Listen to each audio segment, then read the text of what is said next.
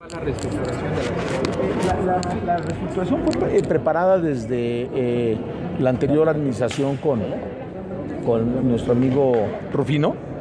Se hace a través del Instituto de Administración, y lo que el Instituto de Administración presenta es el empate que causa la nueva legislación y evidentemente las condiciones que presupuestalmente se requieren para la propia Secretaría.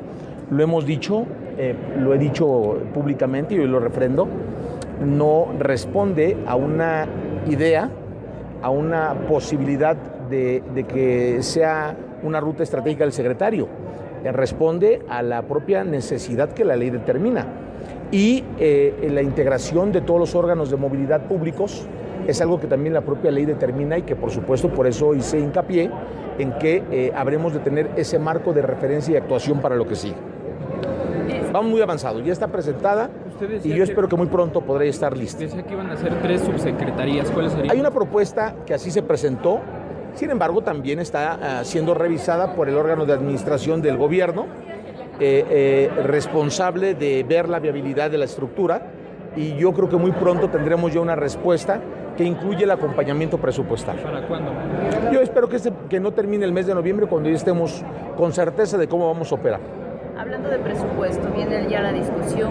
¿Cuál sería el requerimiento de la Secretaría? ¿Van a necesitar mayor? Hay una ya propuesta y visión, decía por eso por parte de la secretaria Wendy, que es secretaria de la Comisión del Grupo Acción Nacional, y ellos han hecho ya una revisión en donde precisamente corresponde o empata con lo que nosotros hemos dicho, que sea en base a lo que la propia ley determina.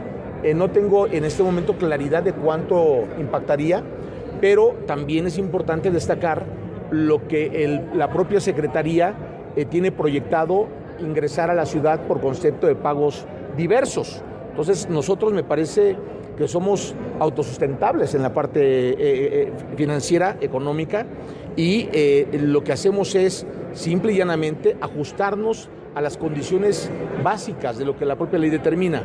Hay ya una propuesta con un acompañamiento de solicitud financiero que es realmente representativo en la parte que corresponde a la estructura, y en la parte que corresponde a otros temas que pueden ser proyecciones para colocar en una plataforma la participación del taxi en la ciudad y que tenga competitividad con otras plataformas que ya están vigentes en la ciudad. Lo tenemos previsto transformar y redireccionar las rutas de RTP hacia zonas en donde logremos mayor conectividad. Un ejemplo, la zona de Tláhuac, Xochimilco, Milpalta, porque hay proliferación de bicitaxis o mototaxis o carritos de golf, porque evidentemente hay una necesidad de buscar conectividad con la línea 12 del metro. Entonces tenemos que direccionar por parte de RTP que se garanticen los servicios de conectividad, y por supuesto si es un servicio que está subsidiado por el gobierno, tenemos que direccionarlo a los sectores de la población que más lo necesitan. Son como, es una gama de acciones que en estos casos no requieren, en muchos de los casos, posibilidades de incremento. Por supuesto que yo aplaudo que algunos grupos parlamentarios ya se hayan manifestado a favor de generar mayores condiciones presupuestales para RTP. Bienvenido, y lo agradecemos. Hay grupos que ya se han manifestado en ese sentido.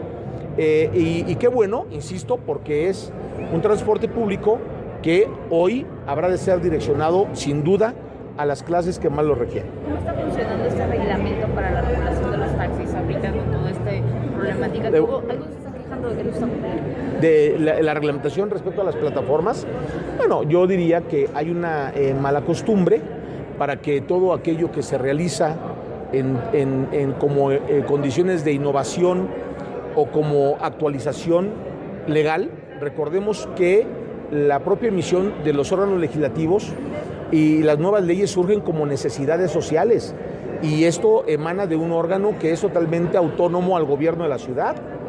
Habrá quien no lo acepte y no lo vea de esa forma, la actualización de los nuevos tiempos en la ciudad, y a veces ese tipo de rechazos pues responde a buscar alternativas nuevas para establecer, digamos, nuevas condiciones en el trato hacia el gobierno.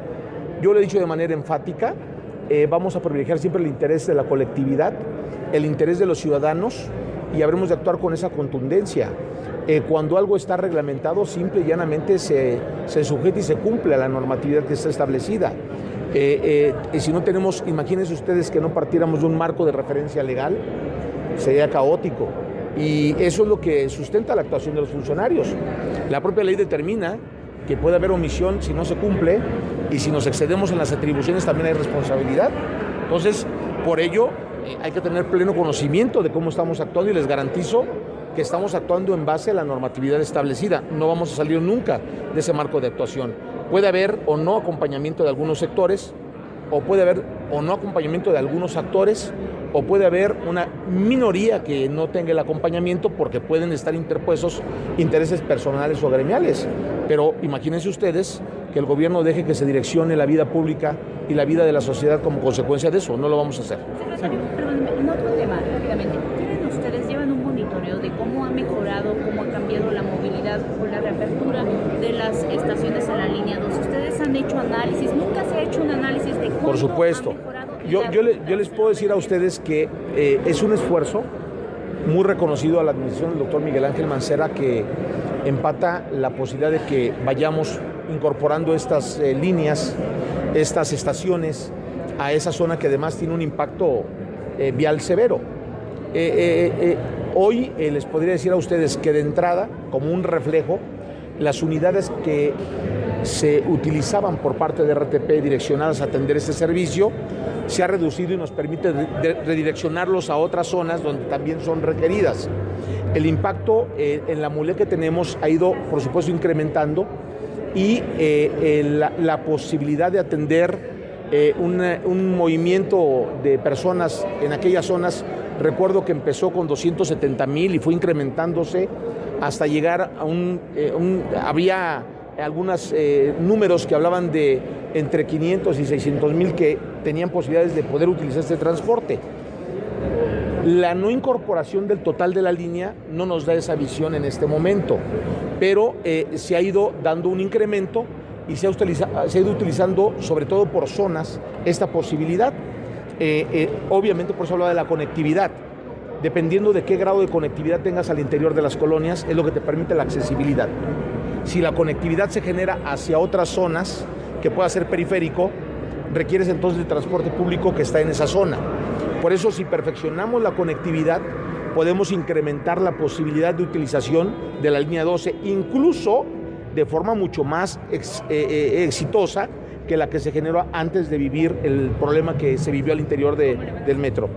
Con conectividad. ¿Pero qué van a implementar? ¿Va a haber? Con RTP vamos a crear rutas de conectividad. O sea, yo estoy convencido de que para poder generar, tú tienes sectores de movilidad perfectamente reconocidos.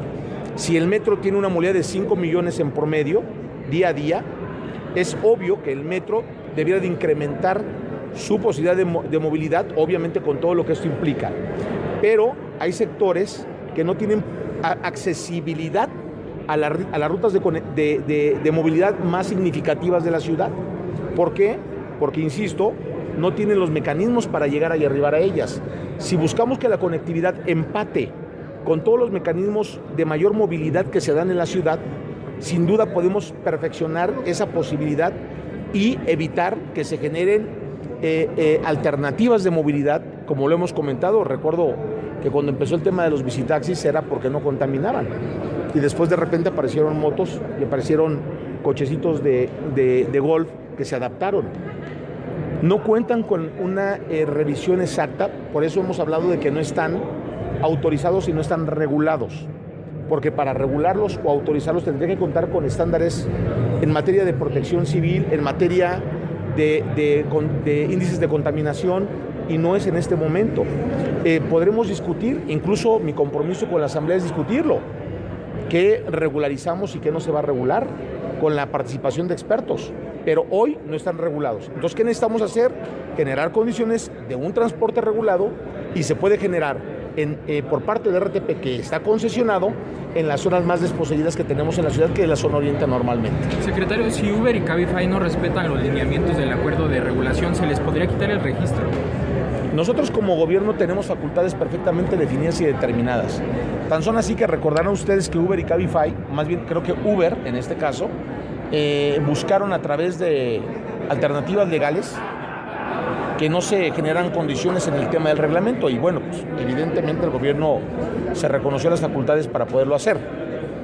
Nosotros tenemos posibilidad, por supuesto, de retirar cualquier tipo de concesión que se entregue, y lo acabo de decir en la propia comisión, el transporte público que se genera, tenemos esa posibilidad. En el caso de ellos, como transporte privado, con una modalidad distinta, nos coloca un esquema en donde, ante la regulación, por supuesto que podemos generar condiciones de sanción diversas y también imponer mecanismos que, bueno, la palabra imposición me parece que es bastante excesiva. Diría a ustedes, como gobierno se puede hacer. El gobierno tiene facultades y puede imponer, obviamente, las condiciones facultativas que tiene. Sin embargo, yo me iría más por el tema de la concertación, el diálogo y el acuerdo, a efecto de perfeccionar incluso el mecanismo que tiene que ver Uber. Ejemplo, tenemos que revisar cuáles son los vehículos que transitan, cuáles son las condiciones en que transitan y sin que salgan de su dinámica, que es un servicio particular. A través de plataformas que se generen entre particulares, pues es interés del Estado revisar que por supuesto se dé con los márgenes obligados mínimos indispensables para garantizar y dar certeza a los ciudadanos.